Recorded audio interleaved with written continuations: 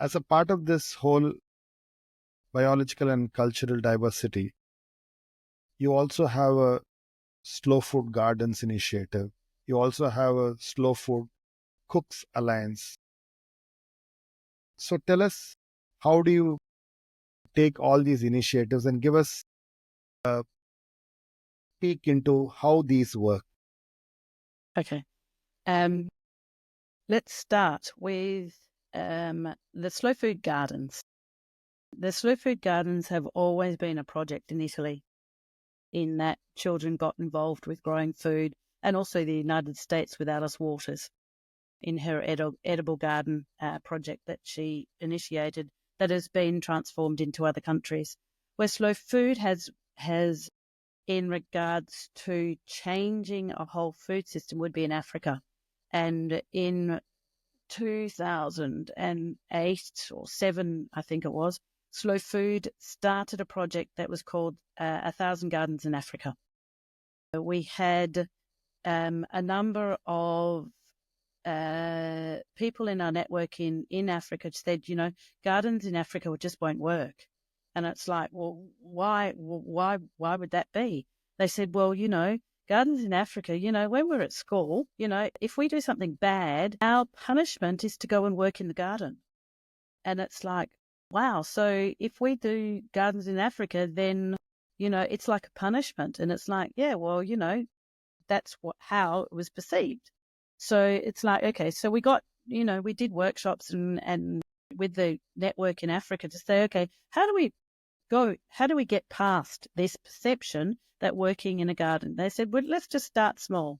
Let's just start working with where we've got a strong network and start putting gardens in. So when the kids actually say, well, that's a punishment, they actually start to enjoy their time in the garden. They actually start to see the fruit of what they're actually producing. They actually start to eat what they're actually producing. Then they bring in their parents that have been a part of that generation of it's a punishment, and they start to eat what's actually produced in the schools and the communities. So that cycle of thinking, that's another generation, starts to change. The children start showing the joy of working in a garden, and they bring their parents into the garden.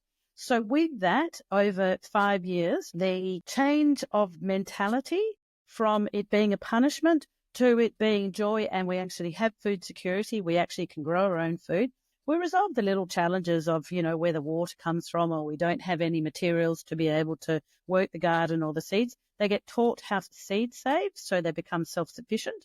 And with that project that was 1,000, it's moved to now 10,000 gardens in Africa. We work in 25 countries in Africa based on that project. And we're also not just growing food, we're building leadership.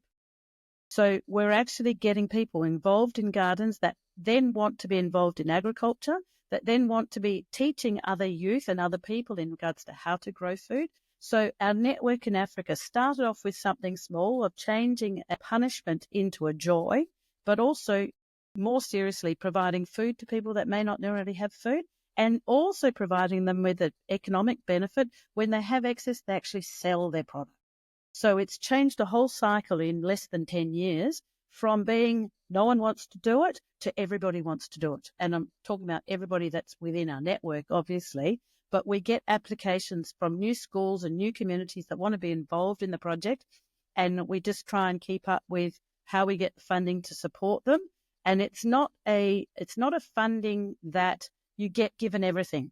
It's a funding of we'll seek the basic essentials for equipment for you to be able to grow the garden, but our network teaches new people how to seed save so they don't need to buy, how they can actually grow in a sustainable way, how they compost.